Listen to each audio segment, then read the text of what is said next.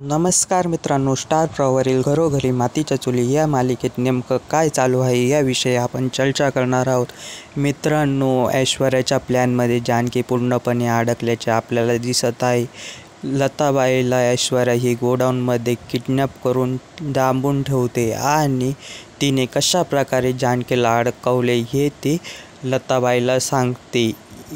त्यानंतर खोट्या गुन्ह्याच्या आरोपामध्ये जानकीला जेल होते.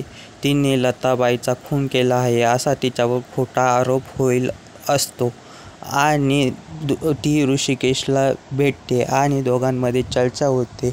ती ऋषिकेशला जानकी सांगते की आई कोणत्या तरी संकटामध्ये आहे असं ती सांगते. त्यानंतर ऋषिकेश घरी येतो आणि तो ओवीला रडताना पाहून ओवीला विचारतो काय झाले. त्यानंतर ओवीला समजते की आईला जेलमध्ये टाकले आहे. ऋषिकेश तिला सांगतो की मी लवकरच आईला घरी घेऊन येईल. त्यानंतर पुढील भागात आपल्याला असे दिसून येत आहे की जानकीवरती खटला चालू होतो आणि ऋषिकेशवरती देखील आरोप होतात की त्याने त्याच्या पार्वती आईला मारेल आहे. मित्रांनो, जानकी जेलमधून सुटून घरी येते आणि घरच्या मंदिरात जाऊन प्रार्थना करायला लागते की आई लवकरात लवकर सापडू दे.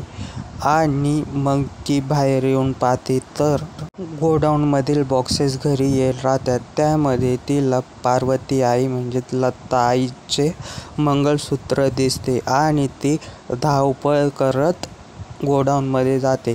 गोडाऊनमध्ये गेल्यावर ती आई आई करून ओरडत असते, गागत असते आणि मग लताबाई ही एका बॉक्सला धक्का देऊन खाली पाडते. तेव्हा जानकीला लताबाई म्हणजे तिची आई भेटते. तिला पाहून जानकीला खूप आनंद होतो. त्यानंतर ती तातडीने तिला घेऊन कोर्टामध्ये जाते. तुम्हाला काय वाटते, जानकी निकाल फिरवू शकते का?